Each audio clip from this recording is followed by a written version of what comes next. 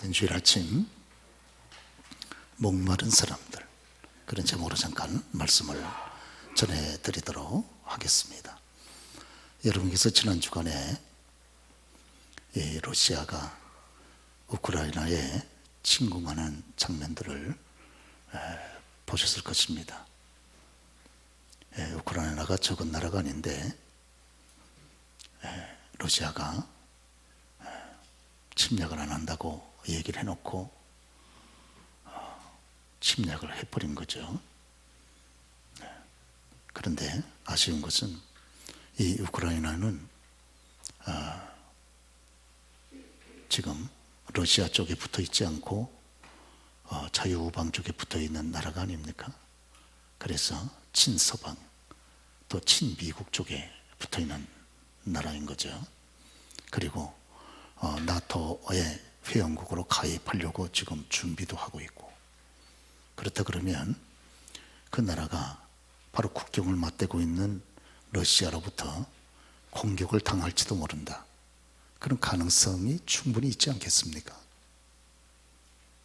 그런데 이렇게 공격을 당하고 난 다음에 불과 몇 시간 만에 바로 수도 코미까지 러시아군한테 길을 내주는 걸 보게 될 때 이 우크라이나가 과연 앞으로 있을 전쟁의 가능성에 대해서 충분히 대비를 했는가, 거기에 대해서 의문을 갖게 됩니다. 그런 충분한 전쟁의 공격받을 가능성을 탐지할 수 있었을 텐데, 그렇다면 그들이 친미국 쪽에 가 있고 우방 쪽에 가 있다면 어떻게든지 전쟁을 억제하기 위해서라도 미국 쪽에 강력한 군사 요청을 하고 또 우방 쪽에 나토 쪽에 강력한 군사 요청을 해서 그래서 러시아가 감히 전쟁을 일으키지 못하도록 준비를 했어야 되지 않았겠나.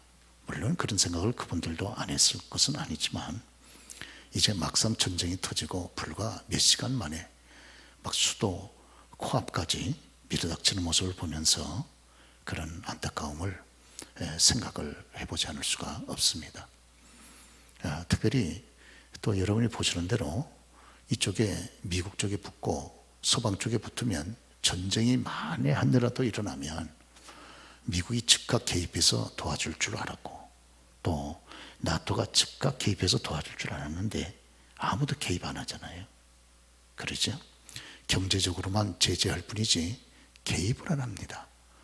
군인들을 보낸듯이 뭐 이래가지고 대항을 해줘야 되는데, 그러니까 참 안타까움이 있고, 이것을 통해서 저와 여러분 생각하는 것들이 있습니다. 오늘날 자국 이기주의가 우선되기 때문에 상대 나라가 다른 나라가 어렵다 그래서 내 나라의 국민들을 희생하면서 개입해서 도와줄 나라가 많지 않구나, 이런 생각도 갖게 되고, 만약에 개입하게 되면 러시아는 군사 대국이니까 이게 전쟁이 확산되면 세계 3차 대전으로까지 연결될 수도 있고, 이런 우려가 있기 때문에 섣불리 이렇게 군사 개입을 못하는 장면을 우리가 보게 됩니다. 단지 경제 제재만 하고 있으니까 우크라이나 국민들은 애가 타는 거죠. 그날 러시아가 침공에 들어가던 그날 새벽에 신문에 보니까 일면의 기사에 톱기사로 제목을 잡아놨습니다. 이렇게: 힘없는 평화는 국민을 지킬 수 없다.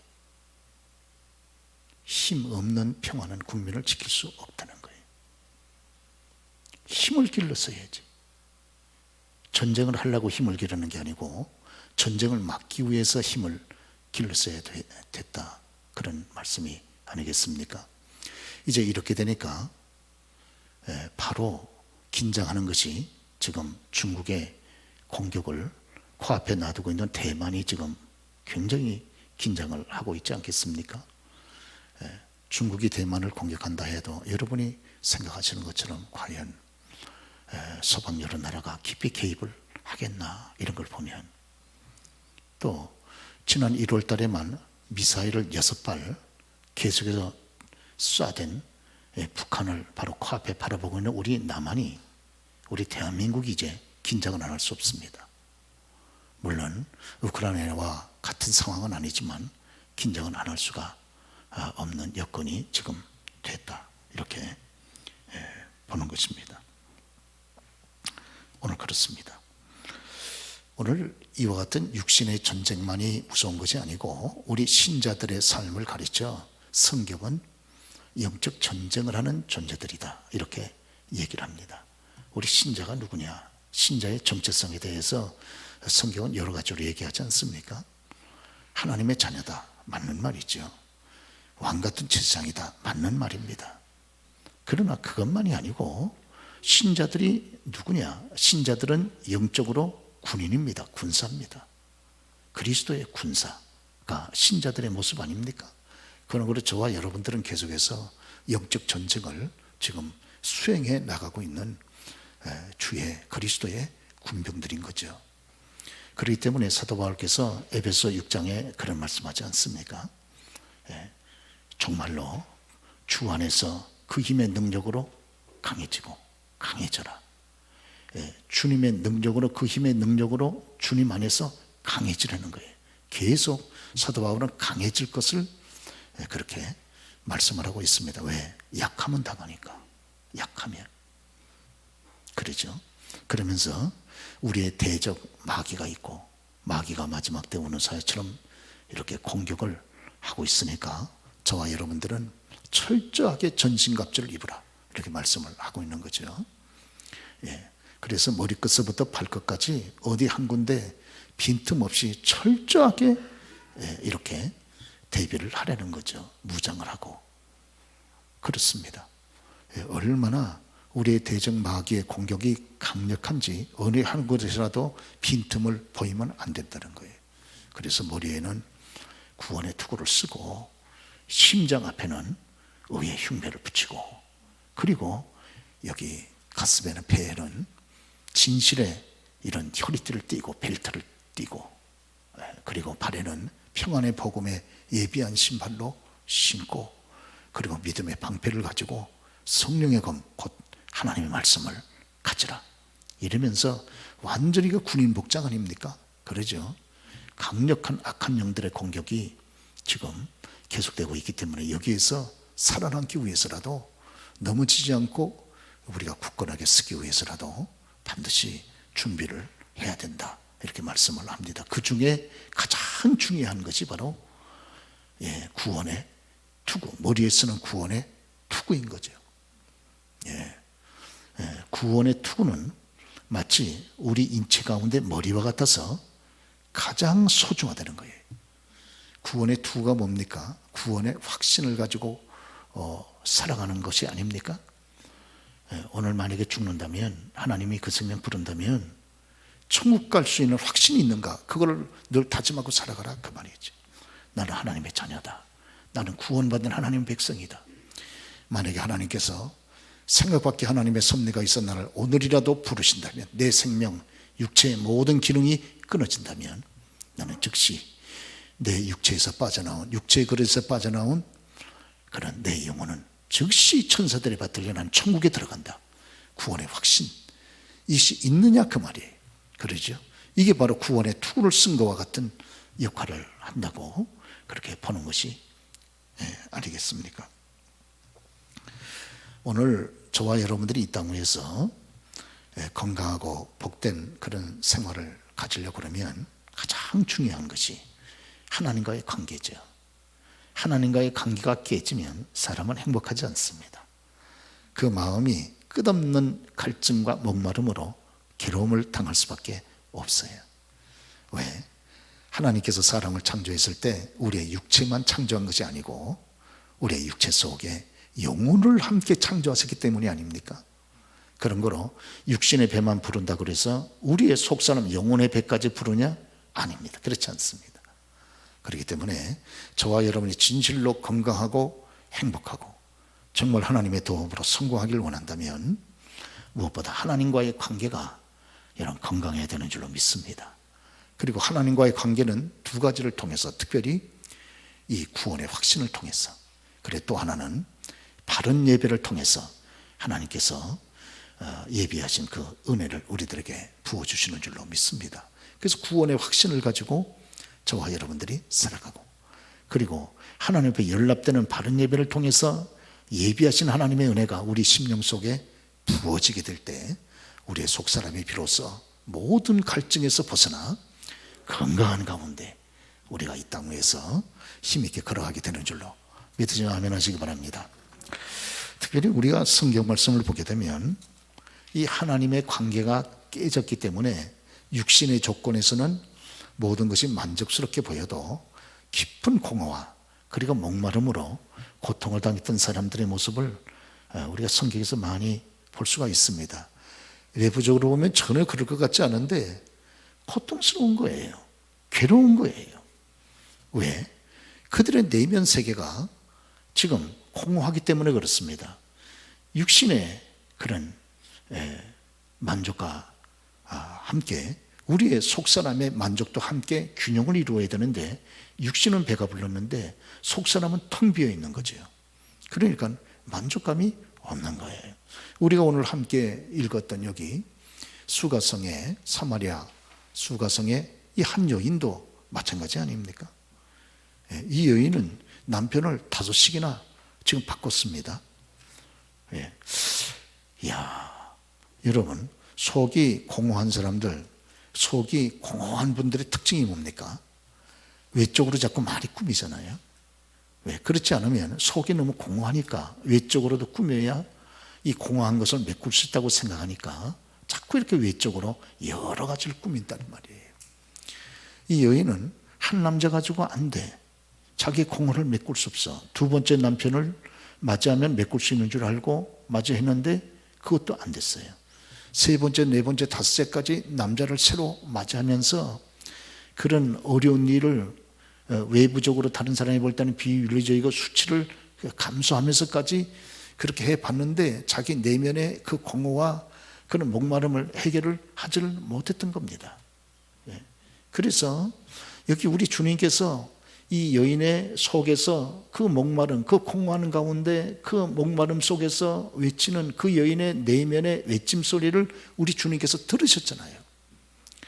그렇기 때문에 지금 유대 땅에서 갈릴리로 위로 올라가실 때 불어 여기 사마리아 땅에 수가라고 하는 조그만 동네, 여기 주님이 불어 정오 시간에 찾아간 것이 아니겠습니까? 아시는 대로 이 유대인들은 여기 사마리아 성 사람들하고 거래를 안 하죠. 교제를 안 합니다. 그러죠? 왜? 유대인들은 양반이고 사마리아 성 사람들은 쌍놈들이죠. 유대인들이 눈으로 볼 때에는. 왜? 지나간 역사에 사마리아 성 사람들은 갈릴리 이 저쪽 동쪽 아수르 제국의 침입을 받아서 멸망했을 때 아수르 제국이 그 이민 정책에 의해서 이방인들을 사마리아 성에다가 보내지 않았습니까? 이 북쪽 사마리아 성을 비롯해서 북쪽 사람들이 하나님 앞에 범죄했습니다. 끊임없이 선지자들을 통해서 회개하라고 외쳤지만 사마리아 성, 이 북쪽에 있는 사마리아 성을 수도로 한 북쪽 사람들은 이 하나님의 회개의 외침, 선지자들을 보낸 회개의 외침에 목을 굳게 하고 회개하지 않았어요. 하나님께서 기다리다가 결국은 저 동쪽 아수르라고 하는 어마어마한 제국을 몽둥이로 들어서 여기 북쪽, 여러분 이스라엘을 하나님께서 멸망시켜버리지를 않았습니까? 그러죠? 그러니까 아수르 제국이 들어와 가지고 전부 여기 북쪽 이스라엘의 인재들, 엘리트들, 기술자들 이런 사람들은 싹 쓸어가지고 자기 나라로 다 데려가 버리고, 그리고 여기 북쪽 이스라엘은 힘없고 연약한 사람들만 남겨놓은 다음에 저쪽에 아수르에 있는 그런 사람들을 이쪽 사마리아 성에다가 이주를 시켜서 같이 여기서 살게 했잖아요. 그렇죠? 그렇습니다. 그래서 아수르 제국 내에서도 여러 가지 어려움이 있는 이런 사람들을 전부 이쪽 이스라엘 쪽에다가 이주를 시켜가지고 여기서 피를 섞어버리지 않았습니까? 그러니까 유대인들의 입장에서 볼 때는 이쪽 사마리아성 사람들은 피가 섞이는 혼혈족, 튀기라 그 말이죠. 우리나라도 옛날에 여러분 몇십 년 전만 해도 혼혈아들은 굉장히 밀시하지 않았습니까? 똑같은 일이 여기 사마리아성에 일어나게 된 거죠.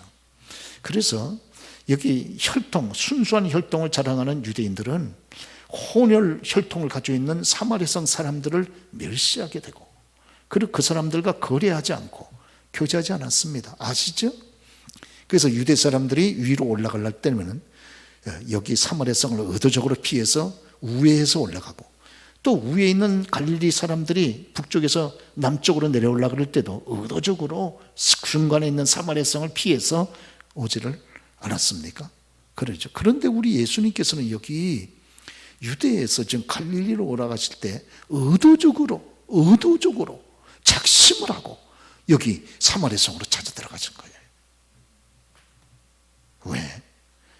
여기 수가라고 하는 이름 없는 촌동네, 거기에 영혼의 갈증, 영혼의 공허 때문에 몸부림치고 있는 한 여인의 외침의 소리가 있었기 때문에 그렇습니다. 우리 주님께서 그 한 여인의 외침의 소리를 외면하지 않고, 그리고 심히도 피곤하지만 의도적으로 여기 찾아가신 것이 아닙니까? 그러죠. 예, 한 영혼을 천하보다 귀하게 여기시는 그 주님께서 이 영혼을 버리지 아니하시고 그를 구원하기 위해서 불어 그 발걸음을 여기로 옮기게 되신 거죠. 우리 주님께서는 특별히 누가복음 16장 여러분 19절 이하의 부자와 나사로 얘기를 여러분 아시지 않습니까? 여기 음부에 간 그 부자가 이제는 자기의 운명이, 영원한 운명이 지옥에서 결정된 것을 깨닫고 아직도 지상에 살아있는 자기의 형제 5명의 구원을 위해서 부르짖고 간구하지 않습니까? 지상에 살아있는 내 5 형제들만큼은 이 고통받는 곳에 오지 않게 하소서. 그리고 막 부르짖을 때, 그때 우리 주님께서 지옥에서 부르짖는 잃어버린 영혼의 외침 소리를 들으셨습니다. 그렇기 때문에 오늘 부자와 나사로의 이야기를 제자들 앞에 또 바리새인들 앞에서 하고 있는 것이 아닙니까? 그러죠. 그러면서 지혜로운 사람이 누구냐 하는 것을 말씀을 합니다. 지혜로운 사람이 누구냐? 지혜로운 사람은 이 땅 위에 내일의 삶을 잘 살기 위해서 준비하는 사람이고, 이 땅 위에서 삶뿐만 아니라 영원한 삶을 천국에서 바로 살기 위해서 이 땅에서 미리 준비하는 사람이 지혜로운 사람이다. 그런 말씀하시잖아요. 누가 지혜입니까? 이 땅에서 잘 살기 위해서 미리미리 준비하는 것, 지혜로운 사람이라고 주님 말씀하시는 거죠. 그게 불의한 청지기의 비유를 통해서 말씀한 것 아닙니까? 마찬가지로 육체를 벗고 우리가 이 땅에서 천년만년 사는 것이 아니니까 나그네 인생의 여정이 끝나고 영원한 내세에서 그렇게 바로 살기 위해서 이 땅 위에서 준비하는 삶이 영원한 내세를 위해서, 그게 지혜로운 삶이다, 이렇게 주께서 말씀을 하신 것이죠. 그런데 여기 음부 지옥에 들어간 부자는 영원한 내세를 위해서 전혀 준비하지 않고 있다가 지금 지옥에 들어간 것 아니겠어요? 그러니까 세상에 가장 미루는 사람이라 그렇게 주께서 우리들에게 이 비유를 통해서, 말씀을 통해서 큰 소리로 교훈을 해주고 있는 것 아니겠어요? 우리 주님께서는 이 심령이 공허하고 목마른 이 여인을 구원하기 위해서 그 여인을 반드시 만나기 위하여 정확하게 시간을 맞추어서 수가성에 들어가셨어요. 그렇기 때문에 정오에 들어간 것 아닙니까? 정오라 그러는 건 아시는 대로 이 우물가인데, 누가 정오에 햇빛이 바로 머리 위에서 쨍쨍 내리비치는 바로 그 시간에 누가 이 물을 길러 여기 우물가에 오겠습니까? 그렇죠? 그런데 우리 예수님께서 일부러 정오에 그 우물가를 가셨단 말이에요.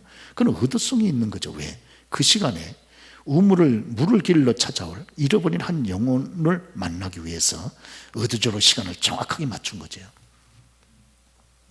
그렇죠. 네. 보통 이 우물가라고 하는 것은 동네 어귀에 있는 거죠. 입구에 있는 거죠. 그래서 동네 여인들이 같이 예전에 우물가에 나와서 자기들의 스트레스도 서로 나누면서, 그래서 스트레스도 풀고 교제도 나누는 교제의 장소가 우물가 아니었습니까? 예. 그렇기 때문에 이렇게 햇빛이 쨍쨍 내리쬐는 이런 정오에는 안 나옵니다. 다 들어가서 쉬는 거죠.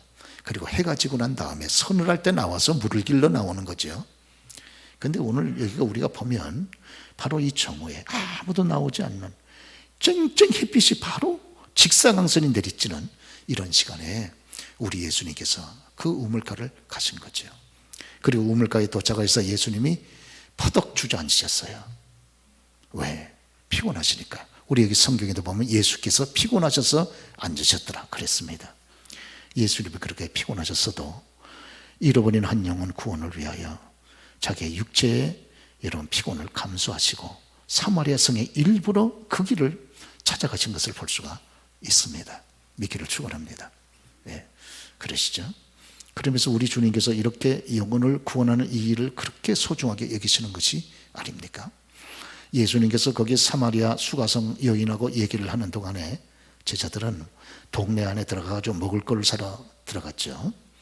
그러고 난 다음에 제자들이 먹을 거를 사서 나와 보니까 예수님께서 한 여인하고 대화를 나누고 있거든요. 네, 그래서 우리 주님께서 이 여인에게 무슨 특별 부탁을 하시는가 이러면서 제자들이 의아하게 생각하고 있을 때 주님이 하신 말씀이 있지 않습니까? 나에게는 너희가 모르는 먹을 양식이 있다. 그러시면서 이 양식은 바로 내 아버지께서 나를 보내신 아버지의 뜻을 감당하는 것이 내 양식이고, 그리고 바로 이와 같이 영혼의 목마름, 영혼의 공허로 인하여 고통받고 있는 잃어버린 영혼을 구원하는 것이 바로 나의 양식이다, 그렇게 말씀하고 있지 않습니까? 주님의 양식이 있다는 거예요. 주님께서. 그러죠? 뭐가 양식이냐? 예, 속 심령이 하나님과의 관계가 깨짐으로 인하여, 구원받지 못함으로 인하여 심령이 공허한 가운데 목마름으로 인해 가운데 외치는 그런 고통 가운데 있는 사람의 영혼을 건져내는 것이 바로 아버지의 보내신 뜻이고, 그리고 여러분 이 영혼을 구원하는 것이 우리 예수님께서 이렇게 가지고 계시는 양식이다, 그렇게 말씀을 하고 있는 겁니다. 우리 예수님은 그래서 참 영혼의 목마름, 영혼의 공허 가운데, 고통 가운데 있는 영혼을 다 건져내셨을 때 주님은 마치 양식을 먹고 만족하신 것처럼 그렇게 즐거워하고 만족하신다, 그 말입니다. 할렐루야. 오늘요 교회도요, 교회가 다 똑같은 교회가 아닙니다. 예, 교회도요 잃어버린 영혼에 대해서 오늘도 영혼의 공허, 만족하지 못한 영혼의 목마름, 하나님과의 관계가 깨졌기 때문에 괴로워하는 그런 영혼 구원에 대해서 관심을 가져 수고하는 교회를 우리 주님이 보실 때 기뻐하시고 즐거워하시고 만족하시는 거지, 영혼에 대하여 관심이 없어. 예, 그냥 육체에 그냥 배만 부르면 되는 거야. 여러분은 그렇게 생각하고 영혼의 하나님과의 관계가 깨지고 영혼의 공허와 목마름 때문에 고통하고 있는 잃어버린 영혼에 대해서 관심이 없으시면요 주님께서 정말 슬퍼하십니다. 할렐루야. 믿기를 축원합니다, 여러분. 그러죠? 정말 우리 교회가 하나님이 기뻐하는 이런 교회가 되려고 한다면 오늘도 우리 주변에 수가성에 잃어버린 여인과 같이 정말 영혼의 공허, 하나님만이 채울 수 있는, 그리스도 예수의 보혈만이 채울 수 있는 그런 이 뻥 뚫린 영혼의 공허, 영혼의 목마름 때문에 방황하는 영혼들이 우리 주변에도 얼마나 많이 있습니까? 우리 주님께서 이게 사마리아 성에 가셨을 때 이 여인 하나만 바라보고 가셨습니까? 아니에요.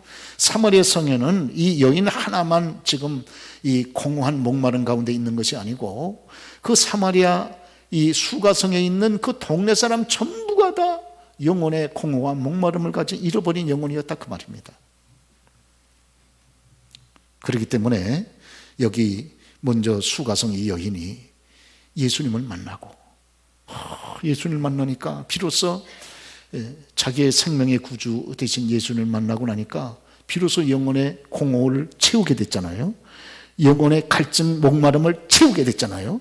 그러니까 얼마나 감격하고 흥분했는지 물을 뜨려고 가져왔던 이 물동이를 내버려 두고 그리고 동대 안으로 들어가지 않습니까? 그러죠. 동네 사람들은 이 수가성 이 여인을 향해서 다 욕하는 거죠. 아유, 저거 인간도 아니야. 저거 벌써 남자를 몇 번씩 바꾼 거야. 벌써 남자 5을 남편으로 바꾸고 이제 또 그 5번째 남편도 차버리고 지금 6번째 남자하고 또 살고 있는 저건 인간도 아니야. 그리고 다 욕하지 않습니까? 그러죠. 지나치다가 그 여자 오면 여러분 딴 길로 가가지고 못 본 척하고 이렇게 지나치는 아주 비윤리적이고 아주 멸시하는 그런 여인인데도 불구하고, 그러니까 이 여인도 얼마나 동네 사람들 보는 것이 여러분 수치스럽고 자존감 상하고 힘들었으면 여인들이 다 같이 모여가지고 물드는 그런 우물가에 여러분 동네 여인들이 안 나오는 그 햇빛이 쨍쨍 찌는 그 고통스러운 시간에 나가서 물을 기르겠습니까? 그러죠. 그런데 이 그리스도 예수 자기의 구주를 만난 다음에 비로소 영혼의 공허감이 꽉 메꿔진 다음에 영혼의 목마름이 해결된 다음에 너무 감격스러워 가지고 이 바로 문제가 여기 있었구나. 남자들을 계속 바꾼다고 이게 문제가 해결되는 게 아니고 근본적인 문제가 하나님과의 관계가 깨졌기 때문에 문제가 발생이 됐구나. 이거를 깊이 깨닫고 그리스도 예수를 통해서 하나님과의 관계가 다시 연결이 되고 위로부터 하나님의 은혜가 그의 심령을 메꿔주기 시작하자 너무 감격스러워가지고 아시죠?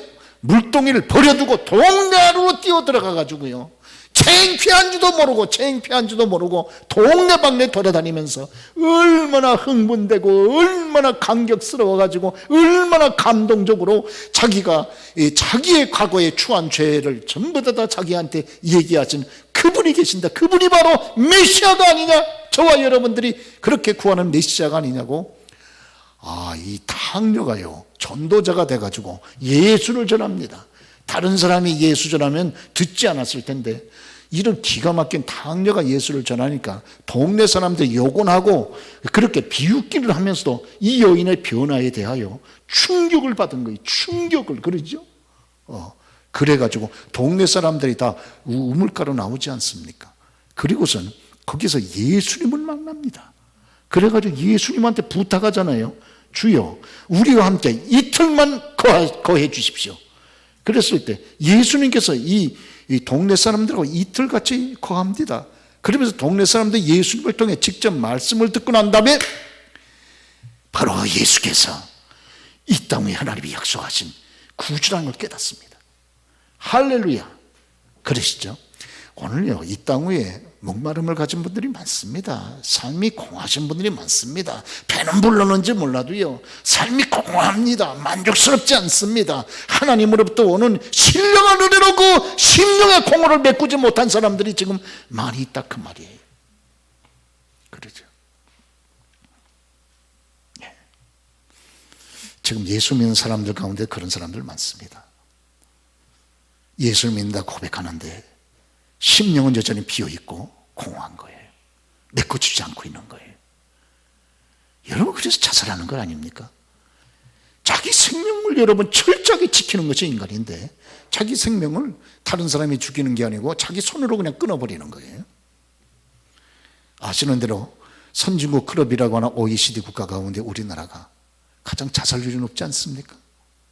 오죽하면 자살하겠습니까? 하루에 40명씩 죽습니다. 지금도 어디에서 죽는지 모릅니다. 그러죠? 40명씩. 네. 왜? 심령이 너무 공허한 거예요.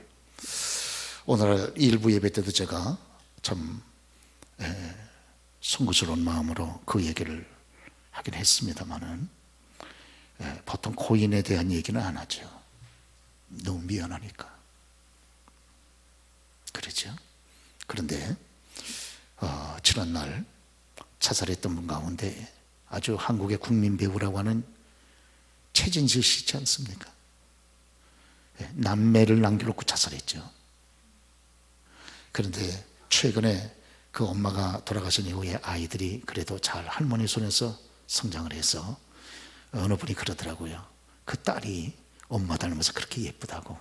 제가 그 얘기를 듣고 생각이 나서 그 얘기를 잠깐 드렸습니다만은 최진실 씨가 자살할 때 자기 재산만 100억이 넘었습니다. 아시죠? 아시는 분들은 뭐 다 너무 유명한 이야기이기 때문에 그러죠. 그런데 스스로 목숨을 끊어버린 거예요. 그 마음 속에 있는 그 공허감, 목마름을 도저히 견뎌낼 힘이 없었던 거 아니겠어요? 아시는 대로 그분은 강남중앙침례교회 교인입니다. 신자입니다. 그래서 그분 자살하고 장례식을 누가 인도했습니까? 목사님이 와서 침례했어요. 다른 사람이 한 거 아니에요. 오늘요, 교인 가운데서도 교회는 다니고 예배는 드리고 주님을 입으로 고백을 하면서도 심령에 아직도 메꿔지지 않는 큰 공간, 공허한 목마름, 그것 때문에 괴로워하는 분들이 말은 안 해도 지금 심령 깊은 곳에서 그 외마디 외침이 끊임없이 하나님 앞에 올라가는 분들이 많이 있습니다. 그러죠. 그런 거로 저와 여러분들이 이 시대에 만족하기를 원합니까? 육신의 만족도 대단히 귀하지만 우리의 심령이 위로부터 하나님이 주시는 신령한 은혜로 이게 채워지고 만족할 때, 그때 비로소 저와 여러분들은 건강한 그런 행복한 그런 복된 삶을 걸어갈 수 있게 되는 줄로 믿습니다. 그렇죠? 외부는 여러분 건강한데 속은 이렇게 빈약하고 병들어 있다면 어찌 그 삶이 건강한 삶이라고 말할 수가 있겠습니까? 오늘 여기 본문에 여기 한 잃어버린 사마리아 여인, 이 여인은 하나님과의 관계가 깨졌기 때문에 모든 이런 공허와 그런 목마름이 있지 않았습니까? 그런데 그리스도 예수를 만남으로, 그리고 예배 생활이 다시 회복됨으로 인해서 하나님께서 위로부터 부어주시는 그런 은혜를 덧입게 되어졌을 때 그 공허한 마음이 비로소 메꾸어지고, 그리고 그 목마름이 비로소 해갈되어지는 놀라운 은혜가 이 여인에게 임한 줄로 그렇게 믿습니다. 오늘 하나님의 은혜가 아니면 저와 여러분들은 사실은 만족한 삶을 걸어가기가 어렵습니다. 아시는 대로요, 다윗이요, 다윗은 그때 여러분 임금이 되었을 때 말이죠, 2대 임금으로 통일 이스라엘의 임금이 되었을 때 그는 막강한 권력을 가지고 최고의 화려한 궁궐 속에서, 최고의 문화 속에서 그런 최고의 호의의식을 가지고 그렇게 살지 않았습니까? 그런데도요, 다윗은 단 한 번도 내가 이런 좋은 최고의 궁궐에서 최고의 호의의식을 먹으면서 최고의 문화를 즐기면서 살기 때문에 나는 부족함이 없다, 단 한 번도 그렇게 얘기해 본 적이 없습니다. 그가 부족함이 없는 것은 오직 하나님의 은혜로 내가 부족함이 없다고 끊임없이 하나님의 은혜를 고백하고 여러분 찬송하지 않았습니까? 할렐루야. 그러죠? 우리가 시편 65편에 보면 또 다윗은 또 그렇게도 말씀을 했습니다. 자기 자신은 골수와 기름진 것을 먹은 것 같이 내 영혼이 만족할 것이라, 내 입이 기쁜 입술로 주를 찬송하되 했습니다. 그는 늘 육신적으로 그가 가지고 있는 권력과 권세 때문에 그가 만족하지 아니하고 하나님께서 주시는 그 은혜로 인하여 내 골수로부터 또 만족감을 가지고 그가 하나님을 찬송한다고 그렇게 얘기를 했습니다. 아시는 대로 여러분 솔로몬 하면 너무나도 잘 아시잖아요. 그렇죠? 솔로몬, 이 땅 위에서요, 솔로몬만큼 육신의 그런 소욕을 자기 마음껏 다 채운 사람이 어디 있습니까? 자기 눈이 원하는 대로 금하지 않고 자기 마음이 즐거워하는 대로 금하지 않고 모든 걸 다 누려봤습니다. 그는 은과 금이 그가 통치할 때는 지천이었고 그는 보배가 지천이었습니다. 그러죠? 얼마나 많은 사람들이 그를 즐겁게 하기 위해서 애를 쓰는 이제 낮과 밤으로 노래하는 남녀가 그 주변에 항상 떠나지 않고 여러분 대기를 하고 있었습니다. 솔로몬은 그가 즐기기 위해서 처와 첩이 이런 감당할 수 없을 정도로 많이 있었다 그랬습니다. 그렇죠. 그러나 과연 솔로몬이 그렇게 행복했느냐 그 말이에요. 그렇지는 않습니다. 솔로몬은 육신적으로는 그렇게 만족했는지를 몰라도 결국 육신의 소욕만 쫓아가다가 불나방처럼 결국은 이렇게 자기의 심령은 계속해서 하나님을 떠나게 되고, 또 마지막 때에는 그런 이방 아내들의 유혹 때문에 우상숭배까지 하고 하나님을 버리지 않았습니까? 그리고 그는 완전히 그의 인생은 막바지에 곤두박질 치게 된 겁니다. 완전히 그 인생은 땅에다가 여러 번 패대기 치게 된 거예요. 그래가지고 그는 마지막 때에 견딜 수 없는 그런 공허함, 견딜 수 없는 허무감 때문에 그는 전도서를 쓰지 않습니까? 그러죠? 전도서 1장에 나오는 그 고백이 뭡니까? 해 아래에 있는 모든 일들을 내가 해냈는데 이 모든 것이 헛되고 헛되며 헛되고 헛되니 헛되도다. 완전히 허무에 완전히 붙잡혀 있는 거예요. 그러죠? 여러분, 솔로몬처럼 그렇게 육신적으로 살면 뭐가 헛됩니까? 아니었습니다. 아무리 외적으로 여러분들이 만족스럽게 산다 할지라도 하나님과의 관계가 끊어지면 우리의 삶은 실패입니다. 우리의 삶은 공허합니다. 그렇죠. 우리의 삶은 끊임없는 갈증과 목마름으로 괴로워할 수밖에 없습니다. 오늘 솔로몬이 우리들에게 보여주지 않습니까? 그렇습니다. 그렇기 때문에 오늘 이제 올해 한 해를 어떻게 살아갈 것입니까? 저와 여러분의 인생의 가장 중요한 관계는 하나님과의 관계다. 할렐루야! 그러죠? 하나님과의 관계가 내 생에는 가장 중요하다. 여러분 그렇게 마음에 결단을 하시고 끊임없이 우리의 속 심령이 위로 하나님으로부터 흘러 넘치는 그 은혜로 체험을 받고 그리고 하나님의 도우심을 간구하면서 믿음의 걸음을 걸어가면 하나님은 저와 여러분의 육신의 삶도 생각 이상으로 위대한 주의 기적과 도우심과 인도하심으로 성공케 하실 줄로 그렇게 믿습니다. 그러죠. 그럼 만약 솔로몬처럼 육신의 소욕만 쫓아 하나님을 등한시하고 멀리한다 그러면 저와 여러분들은요 솔로몬의 발자취를 쫓는 제2의 실패자가 될 수도 모른다 하는 것을 우리가 기억해야 될 것입니다. 오늘 여러분 여기 사마리아 여인을 보세요. 그러죠. 남자를 5씩이나 바꾸고 지금 6번째 남자하고 살고 있으면서도 만족하지 않습니다. 그러죠. 예. 그런데 비로소 예수를 만난 다음에 비로소 바른 예배를 통하여 하나님과 끊어진 관계가 회복된 다음에 위로 하나님이 부어주신 그 은혜를 체험한 다음에 비로소 이 여인에게 역동이 생기고 비로소 이 여인에게 기쁨이 생기고 비로소 이 여인이 여러분 행복을 되찾게 되지를 않았습니까? 할렐루야. 저와 여러분이 그렇습니다. 아버지, 하나님과의 관계가 가장 중요합니다. 아버지는 내 육체의 건강이 중요한 것처럼 하나님이 위로부터 부어주시는 신령한 은혜가 내 마음을 점령할 때 저는 성공할 수 있습니다. 그런 고백을 가지고 올 한 해 여러분 꼭 그렇게 믿음의 걸음을 걸어갈 수 있기를 바랍니다. 우리가 하나님과 관계까지 끌어가면서 살아간다면 우리는 실패자입니다. 그러나 어떤 경우에도 양보할 것이 있고 양보하지 못할 것이 있는데 하나님과의 관계를 튼튼하게 하기 위해서 내가 다른 거 몰라도 하나님 뱉드는 예배만큼은 나 양보하지 않는다. 내가 다른 거 다 양보해. 다 손해를 봐도 괜찮아. 양보해도 오늘 내가 하나님의 자녀로 하나님의 백성으로 내가 하나님께 드리는 예배만큼은 내가 아버지 이거 하나만큼은 내가 성공하겠습니다. 아버지요 내게 은혜를 주옵소서. 그런 여러분 사모하는 마음을 가지고 올 한 해 하루하루 매주마다 주 앞에 가까이 나아가는 저와 여러분 다 되시기를 주의 이름으로 축원합니다.